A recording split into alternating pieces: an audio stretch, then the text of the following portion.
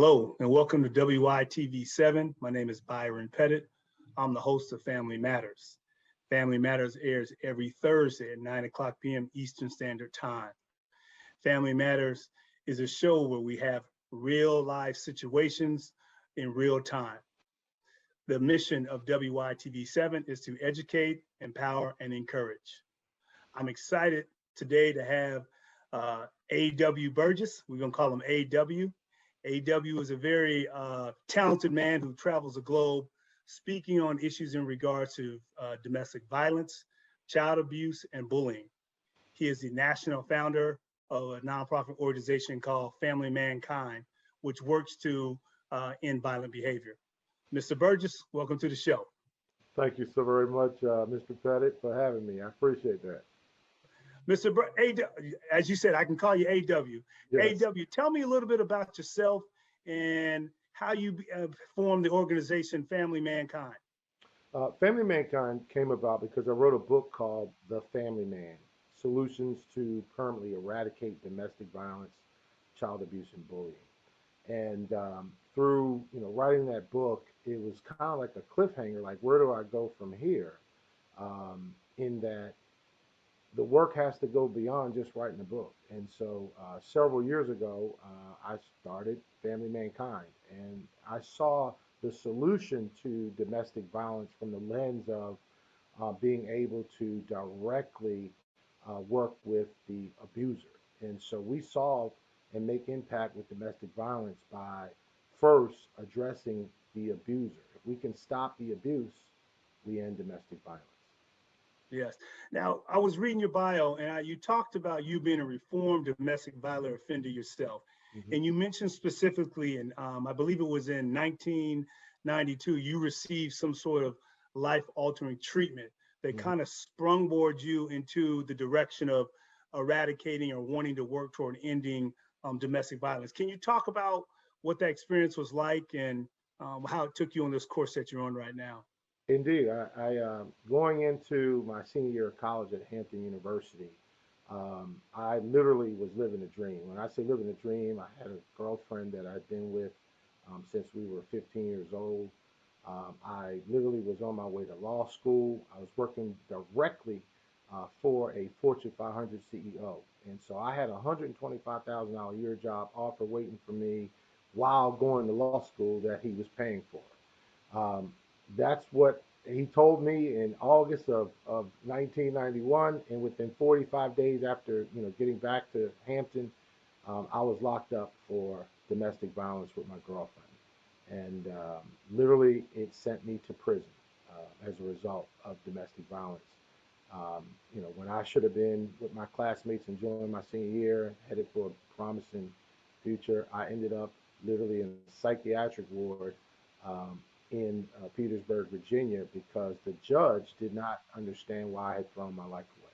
And it was there at that psychiatric hospital. And I'm telling you, it wasn't a normal ward. I was literally on the ward with the worst of the worst. I was there with Virginia's serial killers and rapists and baby killers. And that's because the doctor who was there was Virginia's best doctor. And he got me right.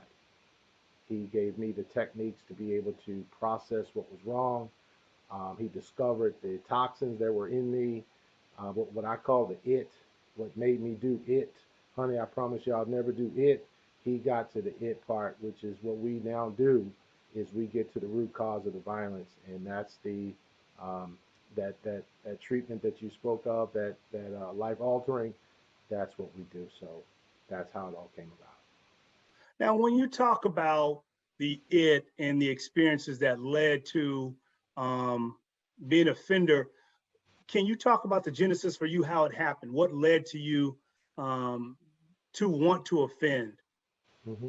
Well, you're talking about the making of a monster, and basically what it was is, for all of us, when we are born to love, right? So you have to be shown hate. You have to be shown the evilness to being a monster. And my environment that I grew up in, I'm from Baltimore, Maryland, and regardless of whether you're from Baltimore or any city in America, in the world for that matter, um, the culture that I was raised up in. My dad literally, when I had just got to the womb, my dad was a habitual, torturous domestic violence offender, to the point where my family said he would spit in my mom's face, punch her in her face in front of them, and then pull a gun out and ask them, now what are y'all going to do?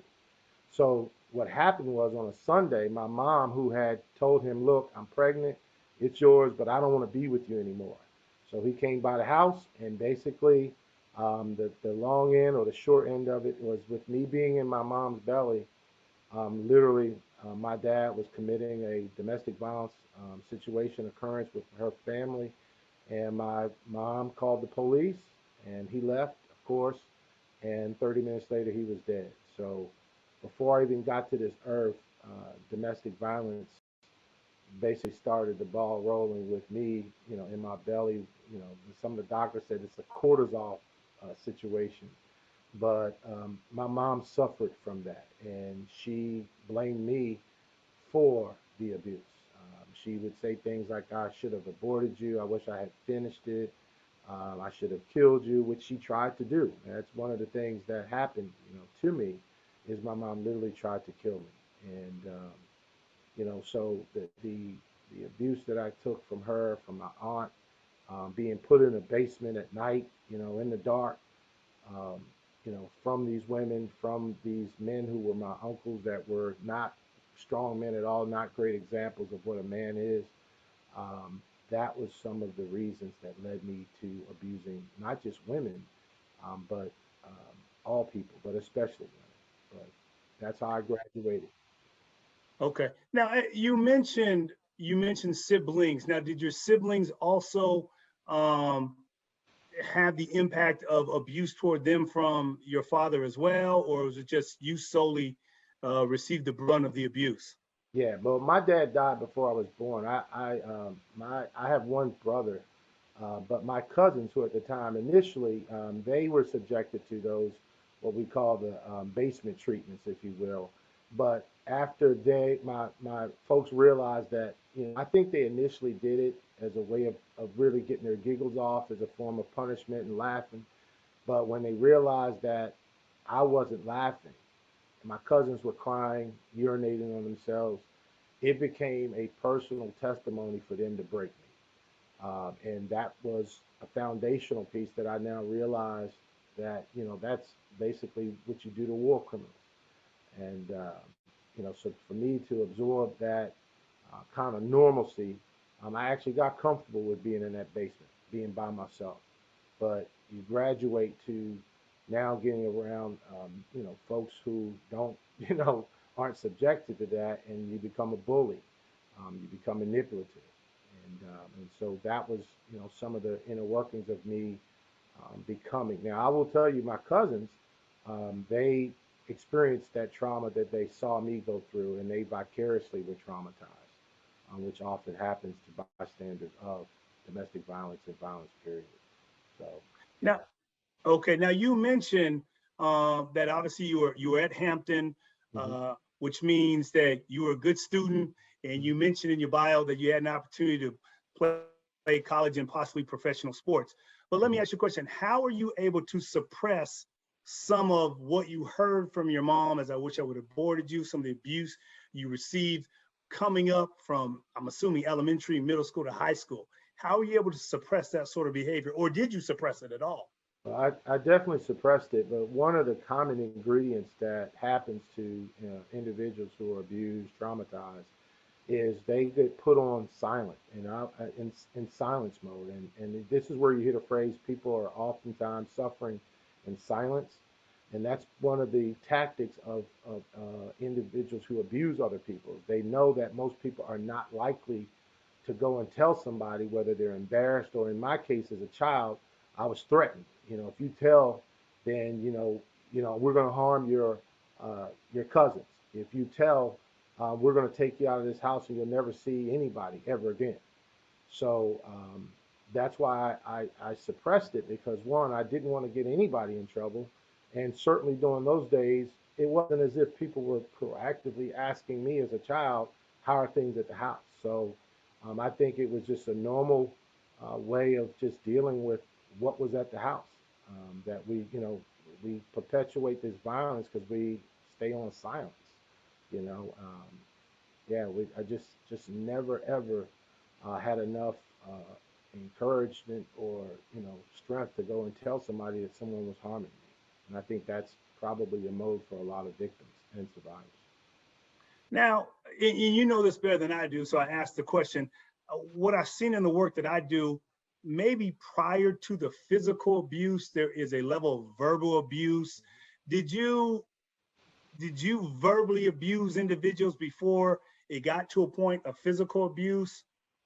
Most definitely. Most definitely. I will tell you, my tongue was probably one of the most wep- lethal weapons as far as being able to intimidate people, manipulate people, putting people down for what they what they if they didn't have the skill sets or the talents that I had, if they were fatter, if they were less active in sports or just wasn't that smart.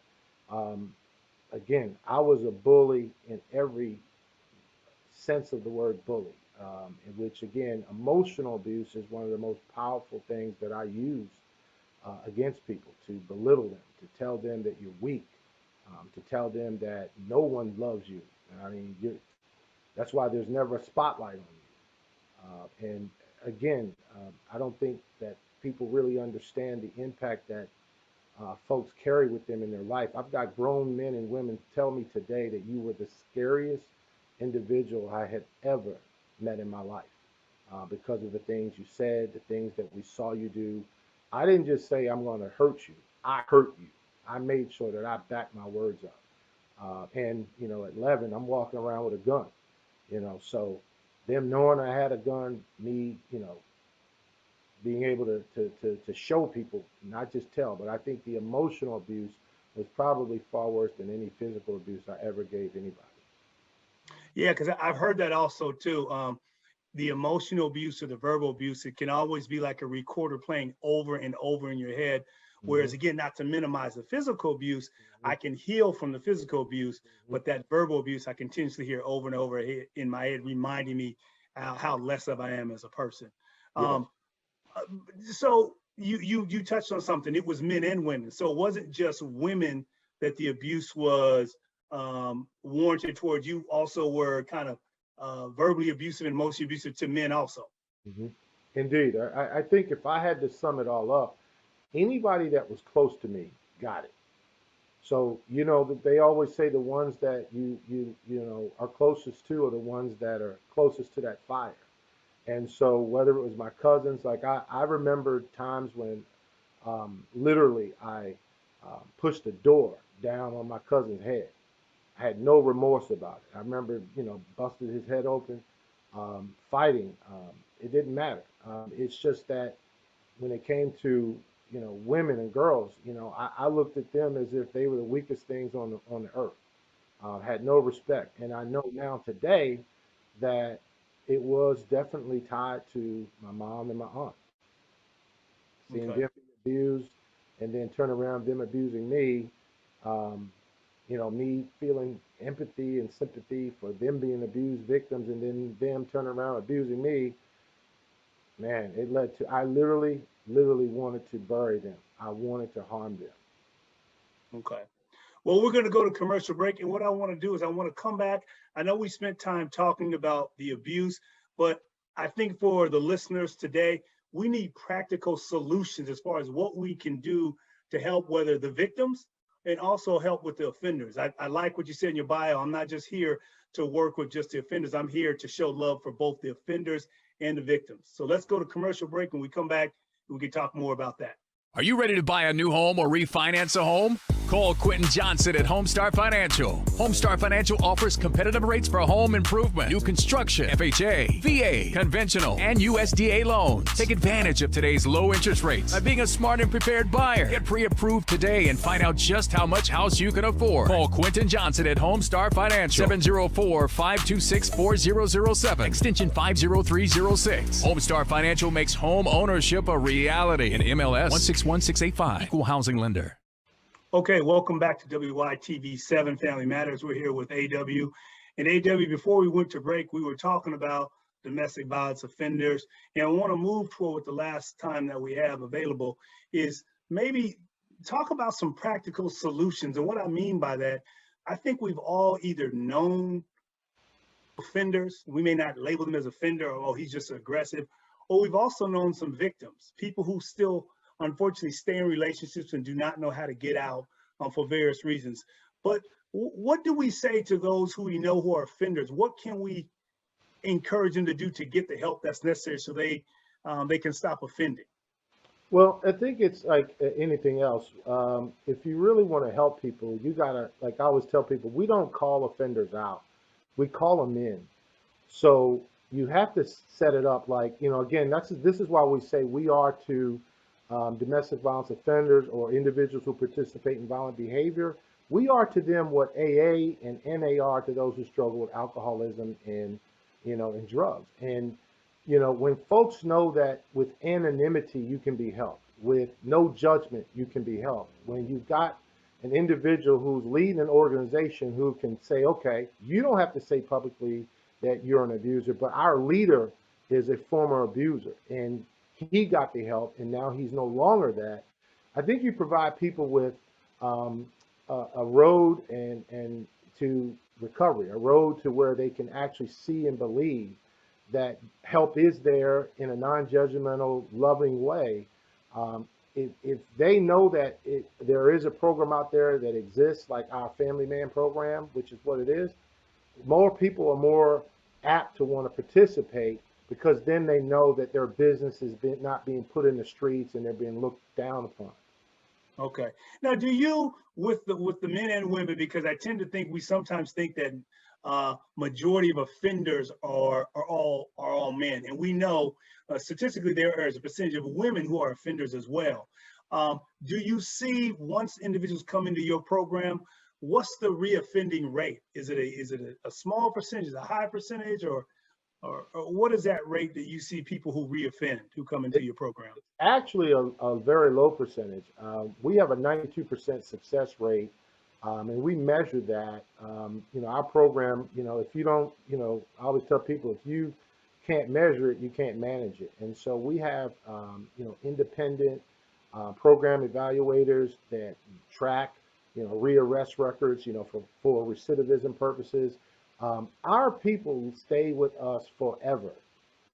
And what I mean by that is I've said to myself, that's why it's called family, mankind, because you just don't disconnect with family. Many of these folks that come to us come from, batterer intervention programs, domestic violence intervention programs, and they fail because when the program is court ordered, it's like you telling your kids, hey, go to your room, I'm taking the PlayStation away.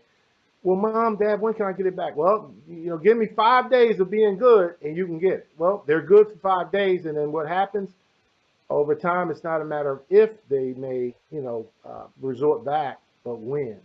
So for us, it was like, we realized, like with me, I had to stay in counseling, or I had to stay with a group of men, whether it was church counseling, and stay connected forever. Because what happens is we get comfortable.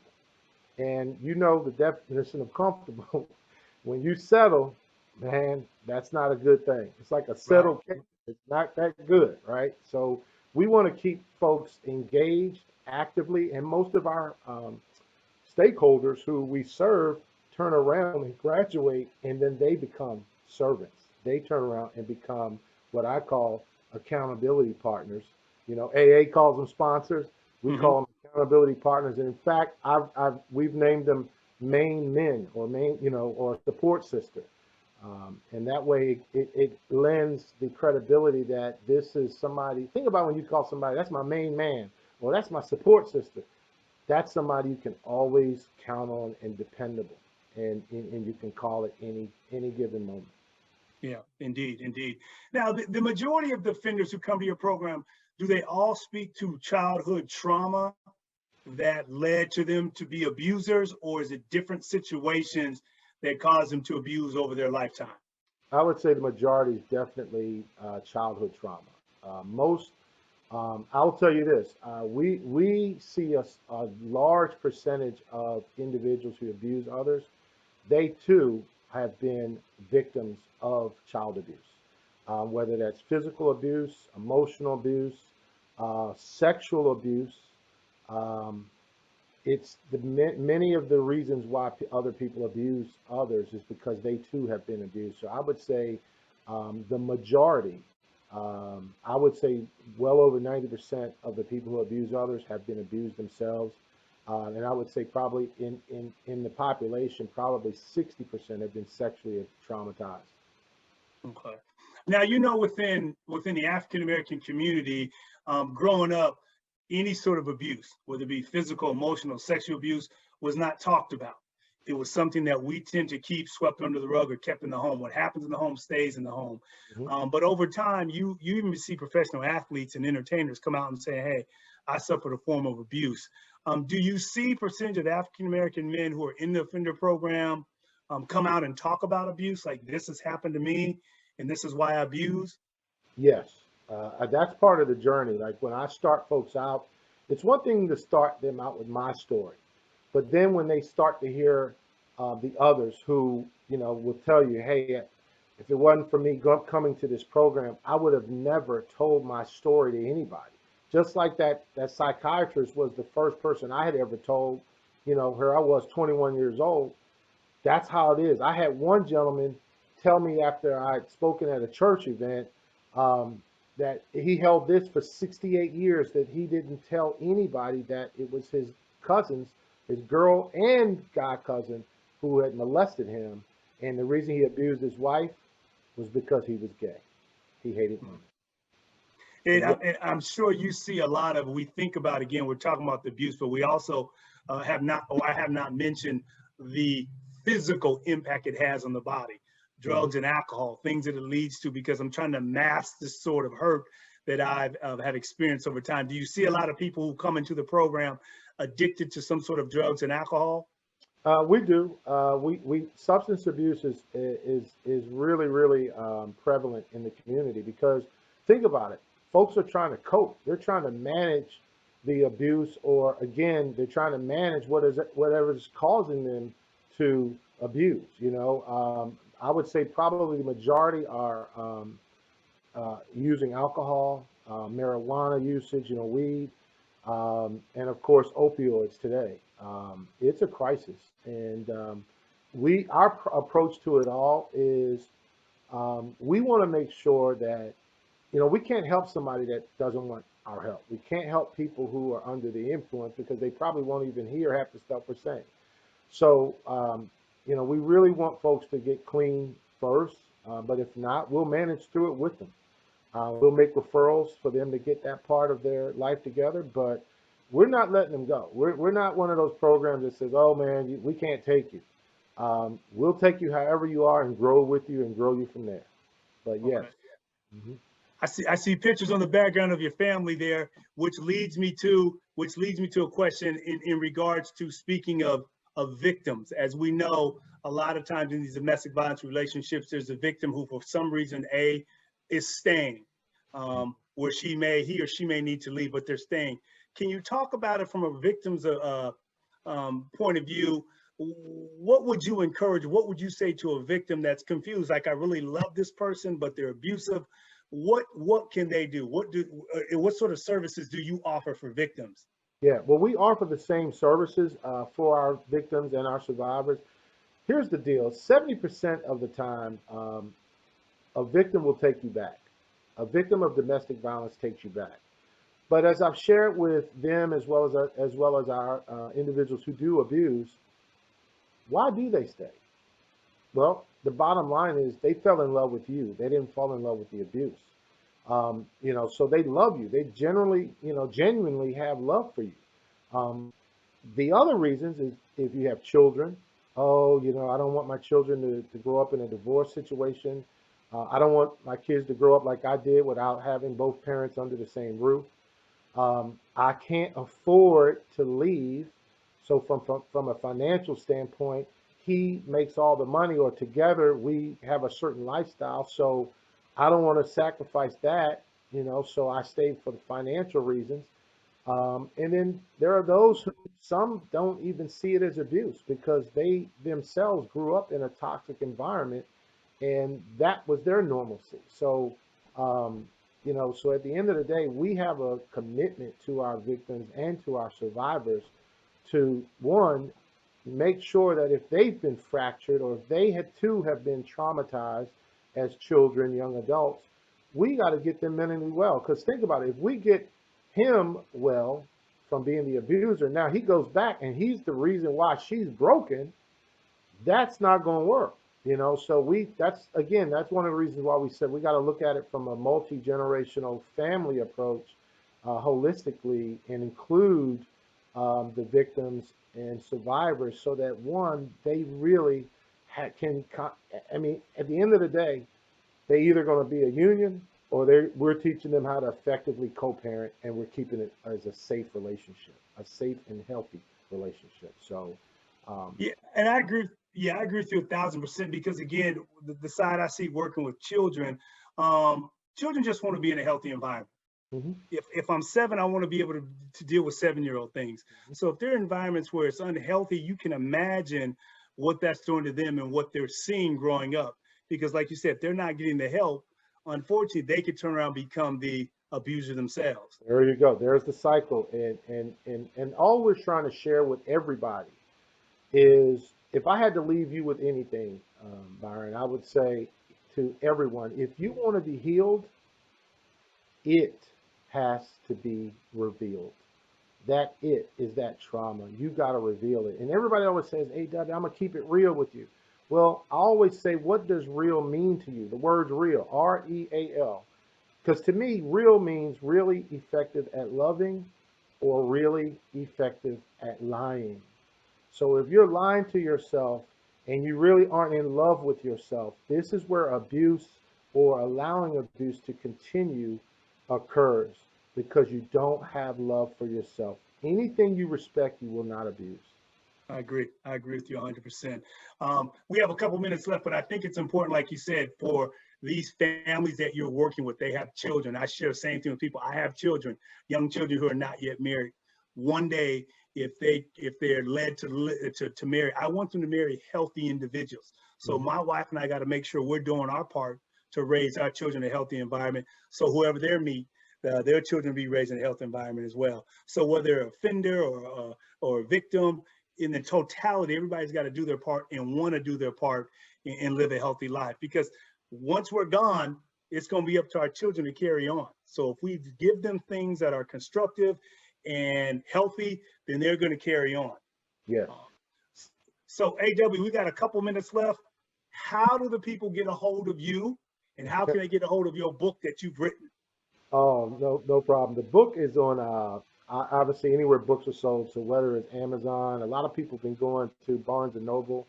You can get it there. Again, it's just A.W. Burgess, The Family Man, Solutions to Permanently Eradicate Domestic Violence. You can Google Family Mankind or A.W. Burgess. All of that pops up. We've got a 800 helpline, for individuals who want to self-report and say, hey, I want to be a part of, the program. And that's 833-3-HOWLER, HOWLER. Because again, we're trying to get people to howl for help, to be able to, yell and tell, if you will. So that's 833-346-9537. So we really are serious about, connecting with people who want to be helped. I mean, Byron, here's the real deal. Only God can save people. But if we're the lifeboat, we actually have lifeboat and life vests on the boat. There are actually people out there who are swimming away from the boat, who are taking the vest off and don't want our help. So we always say, you got to want to jump in the boat. You got to want to put that life vest on, or else no one can help you. You got to help yourself first. You got to save yourself, before anyone else can help you. So we just say, hey, submit to it, admit it, and then commit to a program like ours, and you will see the benefits from it. Okay. Well, let me first of all say thank you. I thank you for the work you do. I thank you for the work you're doing in the world and the community. And I pray that folks who have tuned into this broadcast will say, you know what, I'm called to action. I know somebody who could use this service, and I hope they reach out to you in any form and capacity. So this is Family Matters. If you want to get a hold of me, Byron, my number is 704-288-4612, or you can look me up on my website. It's www.practicalfamilyresolutions.com, or you can email me at practicalfamilyresolutions@gmail.com. Again, AW, I thank you for the opportunity. I thank you for the time. And I'm glad I got a chance to get a hold of you before you jet out someplace else. Thank you. Thank you, All Brian. right. Appreciate it. Blessings.